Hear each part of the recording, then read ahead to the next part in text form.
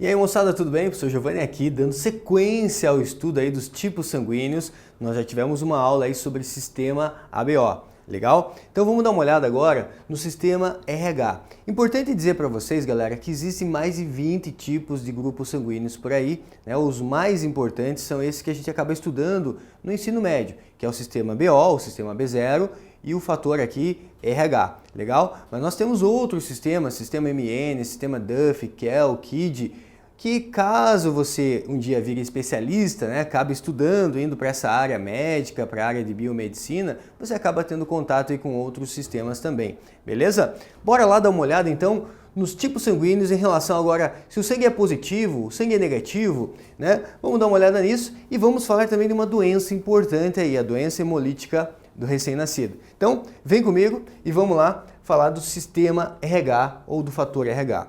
Olha só, gente, nós vimos que o pai, né, desses grupos sanguíneos, um cara muito importante, chamado de Karl Landsteiner, né?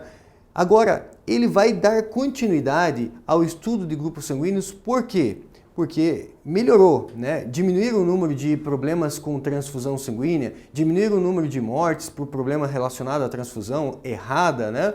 E agora, né, eles acompanham, mas ainda aparece eventualmente problemas de transfusão. Então eles desconfiam o quê? Que ainda tem alguma coisa, algum fator, né, algum fator que está ocasionando incompatibilidade. E aí eles estudam, gente, um gênero aqui de macaca, né, macaca mulata, e aí a partir dessa macaca mulata ou macaco rhesus, né, a gente acaba chamando aí popularmente de macaco rhesus, eles descobriram que no sangue desse macaco aí tinha um fator, né, um fator que eles chamam de fator RH, certo? Então imagina que aqui eu tenho uma hemácia, um glóbulo vermelho, e que na membrana desses glóbulos vermelhos desse macaco aí, né, o macaco rhesus, eles encontraram lá o quê? Encontraram um fator que eles chamaram de fator o quê? Fator RH, certo? Fator RH por conta de ser, né, um macaco rhesus, então faz sentido, né, associar ali com o macaco rhesus.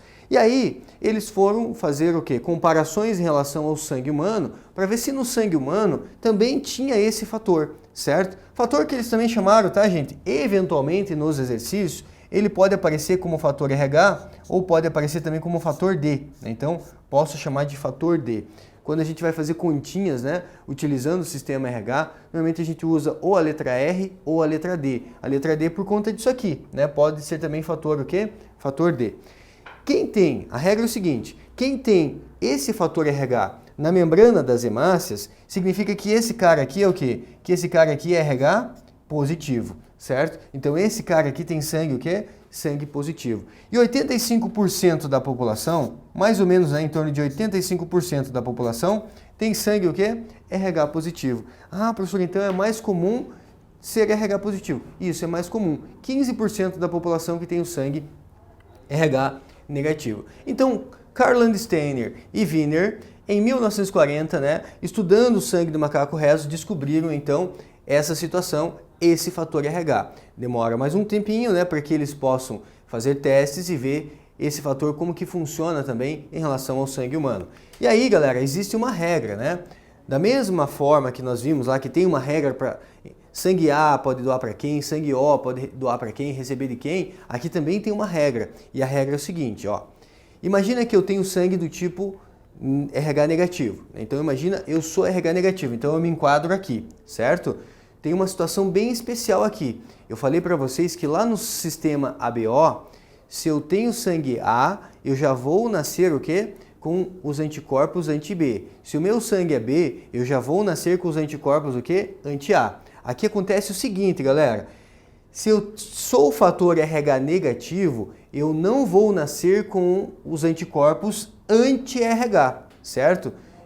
Só vai acontecer de produzir esses anticorpos caso em algum momento na minha vida eu seja sensibilizado. O que significa ser sensibilizado? Significa o quê? Que em algum momento da minha vida eu tenha recebido uma transfusão de um sangue positivo, entendendo que o meu fator RH é negativo. Aí o que o meu corpo faz? Produz anticorpos, certo? Importante dizer também que essa produção de anticorpos não é assim tão rápida, demora alguns dias, pode demorar em torno de 30, 40, até 120 dias para que realmente o meu corpo produza uma boa quantidade de anticorpos anti-RH, certo? E caso eu receba uma nova transfusão, aí sim a coisa pode complicar, por quê? Porque daí eu já terei uma boa quantidade de anticorpos para poder acontecer ali uma reação, né, que a gente chama de aglutinação. Toda vez que a gente fala de grupos sanguíneos, né, é importante você entender o vocabulário. Aglutinar significa colar, certo? Então olha só, quando a gente pensa em transfusão sanguínea, é lógico, quem tem RH positivo não pode doar para quem é RH negativo. É fácil de entender. Olha só, quem é RH negativo não conhece o fator RH. Então imagina, eu sou RH negativo, o meu sangue não conhece esse fator, é esquisito, ele é estranho para mim, então eu não posso receber esse sangue. Agora, se eu sou RH positivo, o que acontece? Cara, se eu sou RH positivo, tem problema eu receber uma hemácia sem fator RH? Não tem problema nenhum, certo? Então quem é RH negativo pode doar, né, para o RH positivo, beleza? Então essa seria a regra. Positivo só pode doar para positivo, negativo pode doar tanto para negativo quanto para positivo. Então como que fica, na verdade, a transfusão sanguínea?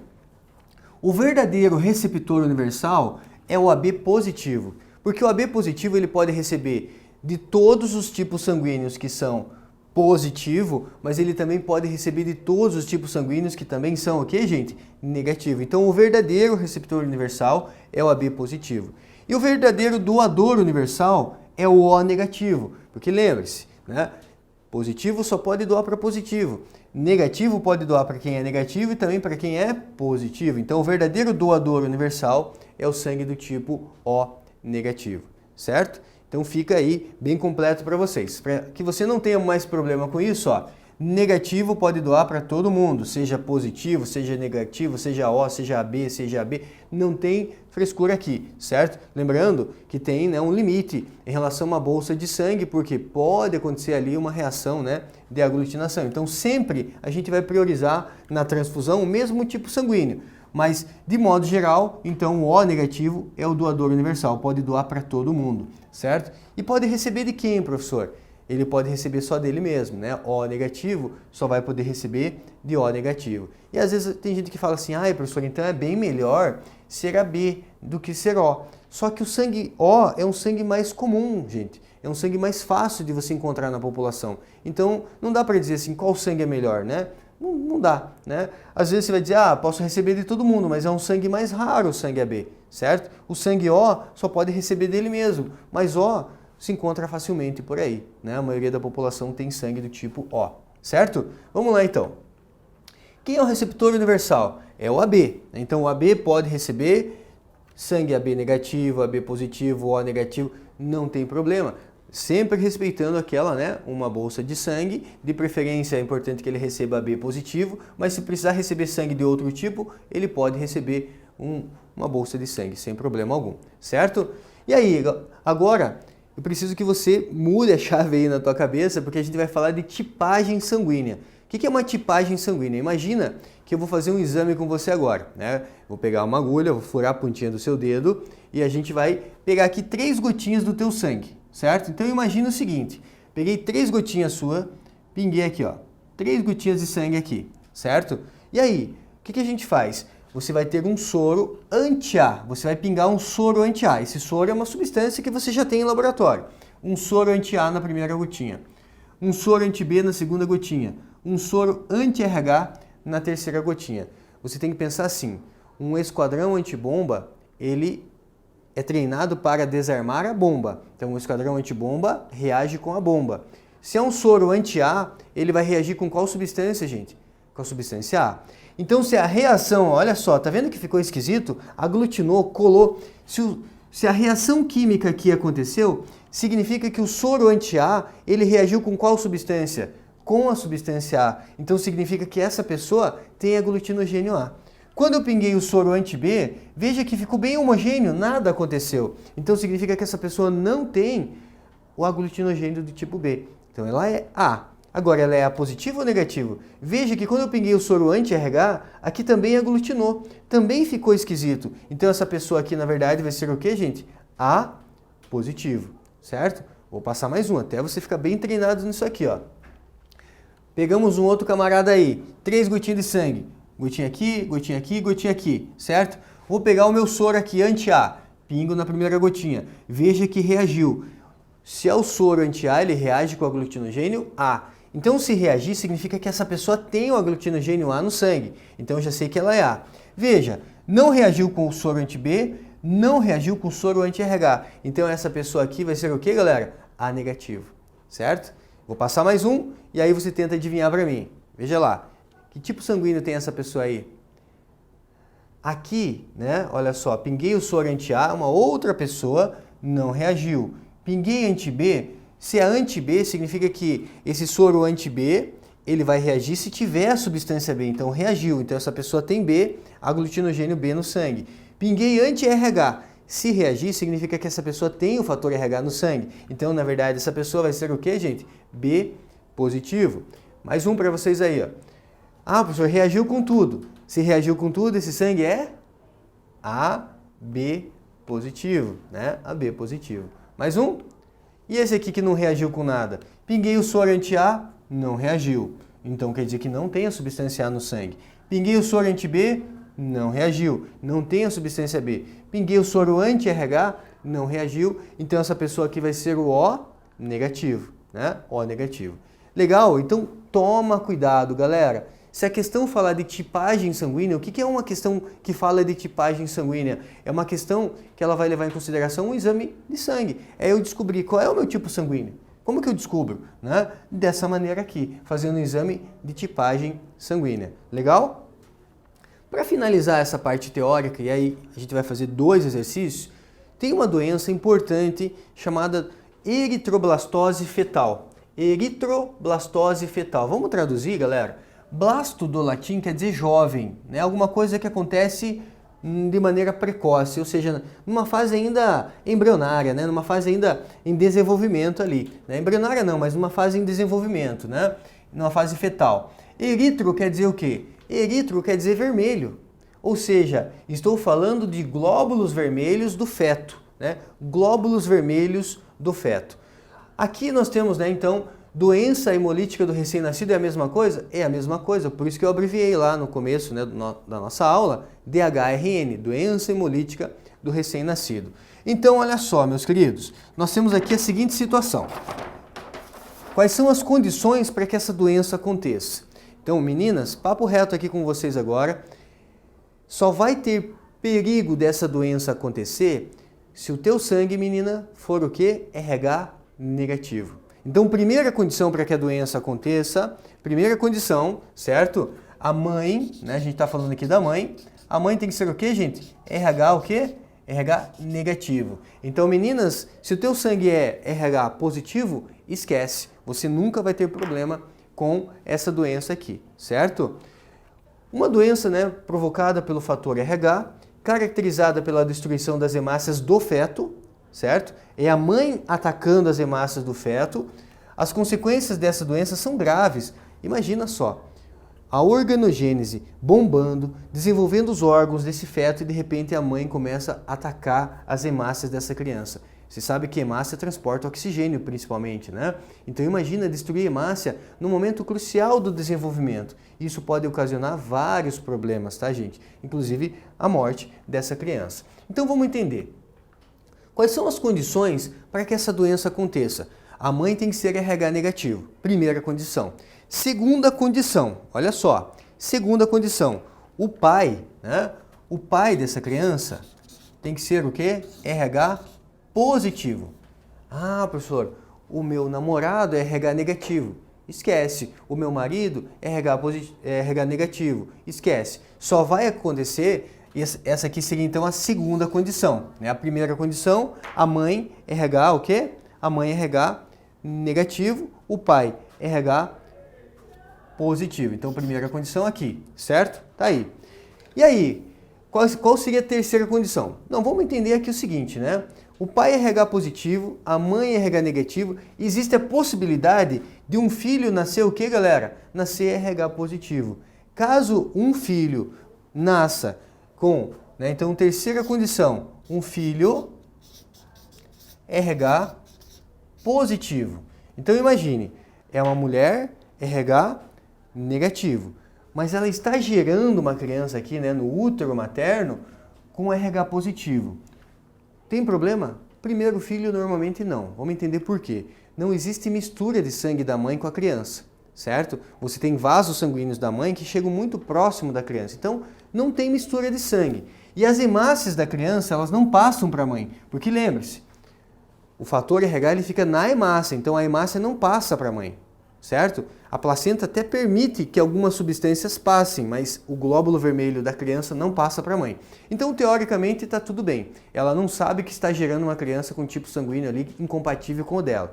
Só que o que vai acontecer, gente? No momento do parto, tem mistura de sangue. Ou até próximo do parto, tem mistura de sangue. Se tiver ali um descolamento, uma hemorragia, uma pequena hemorragia, mistura sangue. E aí? E aí é que a mãe vai ter contato com o fator RH, que é uma substância estranha para ela. O que vai acontecer? Ela vai produzir anticorpos anti-RH. Mas lembra que eu falei, não é um processo rápido, pode demorar 30, 40, 60, 120 dias para que essa mãe produza esses anticorpos anti-RH? Então, quer dizer, esse primeiro filho, normalmente, ele não é afetado, ele já nasceu. Certo? Só que a mãe produziu o que, gente? Nesse momento, a gente diz que ele sensibilizou. Para que serviu esse filho aqui? Ele sensibiliza, né? Ele sensibiliza a mãe. Se ele sensibiliza a mãe, essa mãe o que ela vai fazer? Qual é a resposta dela? A resposta dela é produzir o quê? Vai produzir aqui anticorpos anti-RH. E vai ficar na corrente sanguínea dessa mãe, esses anticorpos anti-RH. Caso ela tenha um próximo filho, vamos supor agora que ela tenha, né, quarta condição, tem um próximo filho, eu estou falando filho de modo genérico, tá? Tanto faz o sexo. Um próximo filho RH positivo. Galera, se ela tem um próximo filho RH positivo, nesse momento ela já tem os anticorpos, né, ali no sangue. Se ela já tem os anticorpos no sangue, o que vai acontecer? Os anticorpos passam pela placenta. Anticorpos são pequenos o suficiente para passar pela placenta e vão ocasionar o quê? Vão ocasionar aqui a destruição, né? Destruição. Eles destroem o quê? Eles destroem as hemácias. As hemácias, os glóbulos vermelhos do feto. Caramba, professor, e aí? E aí pode ocasionar, inclusive, né, problemas graves, inclusive a morte. Então seria essa reação, né? A mãe é RH negativo, o pai é RH positivo, um primeiro filho que normalmente não é afetado, né, porque não tem mistura de sangue, mas ele serve para sensibilizar a mãe. Uma vez a mãe sensibilizada, alguns dias ela produz esses anticorpos, um próximo filho positivo vai, né, ter problema. Mas veja, meninas, não fica preocupada, porque isso é fácil de detectar e é fácil de resolver. Como que resolve, professor? No momento do parto, até 72 horas após o parto, o médico ele aplica um soro. É um soro anti-RH. Vamos entender, né? Imagina a mulher lá, misturou sangue, tem hemácia da criança circulando no corpo dela. E ela está detectando que aquela hemácia é esquisita. Então, ela recebe um soro. O que esse soro tem? Ele tem anticorpos anti-RH. E o que esses anticorpos anti-RH vão fazer? Vão destruir as hemácias da criança que possivelmente estejam na corrente sanguínea materna. Professor, não vai dar problema? Não, porque são hemácias da criança que já nasceu. Destruindo as hemácias, não vai dar tempo dessa mulher produzir o que, gente? Os anticorpos. Caso ela tenha um próximo filho positivo, nada vai acontecer, certo? Então, tem solução. Importante, né? Só fazer um acompanhamento médico que não vai ter problema em relação a essa doença. Bora lá então, galera? Olha só, o primeiro exercício então. Rodrigo, filho de Maria, ao nascer apresentou hemólise das hemácias, né? Hemólise quer dizer lise, quer dizer quebra, rompimento das hemácias. Doença conhecida como eritroblastose fetal ou doença hemolítica do recém-nascido. Sabendo que Maria jamais se submeteu a nenhuma transfusão sanguínea, normalmente o exercício vai trazer esse dado para você, dizendo que ela não foi sensibilizada anteriormente. Lembra, né? Quem tem RH negativo, ele só vai produzir anticorpos no momento que ele for sensibilizado. Então, por isso que ele vai ter esse cuidado. Ela jamais se submeteu a nenhuma transfusão sanguínea e que João, o seu primeiro filho, não apresentou a doença. Veja que interessante, né? O primeiro filho normalmente não é afetado, mas ele serve para sensibilizar a mãe. Ele sensibiliza a mãe produz anticorpos, só que como isso demora algum tempo, o filho já nasceu. Esse primeiro filho, então, João, não foi afetado. Ele foi o primeiro filho, sensibilizou a mãe produziu anticorpos, né? E aí, o segundo filho, que foi o Rodrigo, vai ter a doença, certo? Não foi feito aquele tratamento que nós comentamos lá e ele tem a doença. Então, ele quer assinale a alternativa que determina, respectivamente, os fenótipos de Maria, fenótipo do Rodrigo, que é o segundo filho, e do João. Então, nessa sequência, você tem que pensar o seguinte, ó. Maria é a mãe, então Maria é RH negativo. Rodrigo, o segundo filho, tem que ser RH positivo. E João, o primeiro filho, tem que ser RH positivo. Qual alternativa mostra isso pra gente? Alternativa aqui, letra D. Maria é RH negativo, Rodrigo é RH positivo e João é RH positivo. Beleza? Mais um para fechar? Uma mulher deu à luz o seu primeiro filho e após o parto os médicos testaram o sangue da criança para a determinação de seu grupo sanguíneo. O sangue da criança era do tipo O positivo. Imediatamente, a equipe médica aplicou na mãe uma solução contendo anticorpos anti-RH, uma vez que ela tinha o tipo O negativo. Então aquela ideia, né? Até 72 horas após o parto, aplica-se um soro anti-RH. Qual a ideia desse soro? Vai destruir as hemácias da criança que estão na circulação materna, não tem problema nenhum com o filho, né? Porque esse filho já nasceu, certo? Então vamos dar uma olhada. Qual é a função dessa solução de anticorpos? A função é modificar o fator RH do próximo filho? Absurdo, né, gente? Não é essa. Destruir as células sanguíneas do bebê? Sim, destruir as células sanguíneas do bebê que possivelmente ficaram na circulação da mãe, não do bebê que já nasceu. O bebê que já nasceu não tem problema, né? Agora, células sanguíneas do bebê que eventualmente ficaram na circulação materna, aí serão destruídas, certo? Não vai dar tempo da mãe produzir anticorpos e o próximo filho nasce, então, normal, caso seja também fator RH positivo. Finalizamos assim mais uma aula. Até o nosso próximo encontro, gente. Um grande abraço e tchau!